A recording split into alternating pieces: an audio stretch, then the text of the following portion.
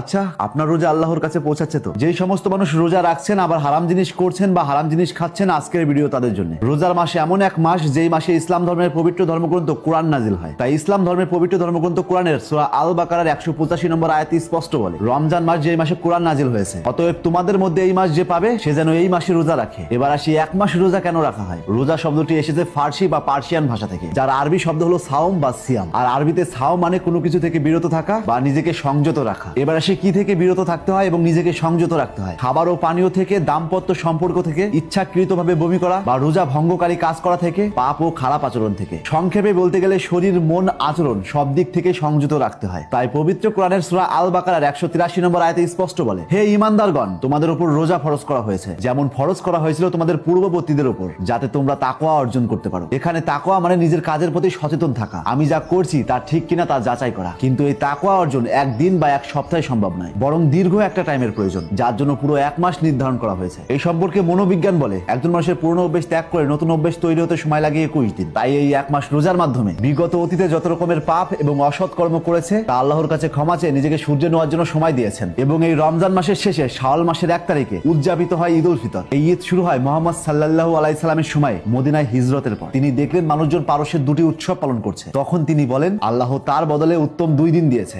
এক ঈদ উল ফিতর, 2 ঈদ উল আজহা। কিন্তু যেই সমস্ত মানুষ এই রোজার মাসে রোজাও রাখছে, আবার 2 নাম্বারি ব্যবসা, মানুষের গীবত, মানুষের ক্ষতি, অসামাজিক কর্মকাণ্ড করে যাচ্ছে, তাদের উদ্দেশ্যে আল বুখারীর 1903 নম্বর হাদিসে নবী করিম সাল্লাল্লাহু আলাইহি সাল্লাম স্পষ্ট বলেছেন, যে ব্যক্তি মিথ্যে কথা ও খারাপ কাজ পরিত্যাগ করে না, তারা পানাহার ত্যাগে আল্লাহর কোনো প্রয়োজন নেই। অর্থাৎ শুধুমাত্র না খেয়ে থাকার নাম রোজা নয়, রোজার আসল উদ্দেশ্য তাকওয়া অর্জন করা। এই রোজার উদ্দেশ্য হলো এই রোজার মাধ্যমে নিজেকে শুধরে নেওয়া। হয়তো রোজার মাসে সংযত থাকলাম, কিন্তু রোজার পর আবার অসৎ কাজে লিপ্ত হয়ে গেলাম। বিশ্বাস করুন, সেই ব্যক্তি যতই রোজা রাখুক তার কোনো রোজা হয় না, বরং তার নামে আরো বেশি পাপ লেখা হয়। রোজা হচ্ছে অনেকটা স্কুলের মতো, যেখানে ধৈর্য, সততা ও সহানুভূতি শেখানো হয়। যদি ছাত্র স্কুলে গিয়ে কিছুই না শেখে, তাহলে স্কুলে যাওয়ার উদ্দেশ্যই ব্যর্থ। রোজার মূল উদ্দেশ্য আত্মসংযম, দরিদ্রের কষ্ট অনুভব করা, আল্লাহর ভয় ও ভালোবাসা বৃদ্ধি এবং নৈতিক চরিত্র গঠন। তাই পবিত্র কোরআনে সূরা আল বাকারার 168 নম্বর আয়াতে স্পষ্ট বলে, হে মানুষ, পৃথিবীতে যা কিছু হালাল ও পবিত্র তা থেকে আহার করো। এবং সহিহ মুসলিমের 1015 নম্বর হাদিসে স্পষ্ট বলে, আল্লাহ পবিত্র, তিনি পবিত্র ব্যতীত কিছু গ্রহণ করেন না। অর্থাৎ হারাম উপার্জন দিয়ে দান করলে বা আল্লাহকে সন্তুষ্ট করার চেষ্টা করলে তা কখনোই আল্লাহর কাছে কবুল হয় না। আমরা অনেকেই দেখেছি এই রমজান মাসে কিছু মানুষ অবৈধ পথে রোজগার করে, আবার সেই টাকা থেকেই মানুষকে যাকাত দেয়। এটা কি আসলে আল্লাহর কাছে গ্রহণযোগ্য হয়? ইসলাম শরীয়তে একটা নীতি আছে, হারাম দ্বারা ভালো কাজ গ্রহণযোগ্য হয় না। আপনি যদি 100 টাকা চুরি করেন এবং সেই 100 টাকা থেকে 50 টাকা দান করেন, তাতে চুরির পাপ মাফ হবে না। এবার অনেকেরই প্রশ্ন থাকে, একজন অসৎ ব্যক্তি তার অসৎ পয়সা থেকে যাকাত দিলে যে ব্যক্তি সেই যাকাত গ্রহণ করে সেই ব্যক্তির কি পাপ হবে? ঠিক এই কারণে কোরআনের সূরা আল আনামের 164 নম্বর আয়াতে স্পষ্ট বলে, প্রত্যেক ব্যক্তি যা অর্জন করে তার জন্য সে নিজেই দায়ী। কোনো ভার বহনকারী অন্যের গুনাহর ভার কখনো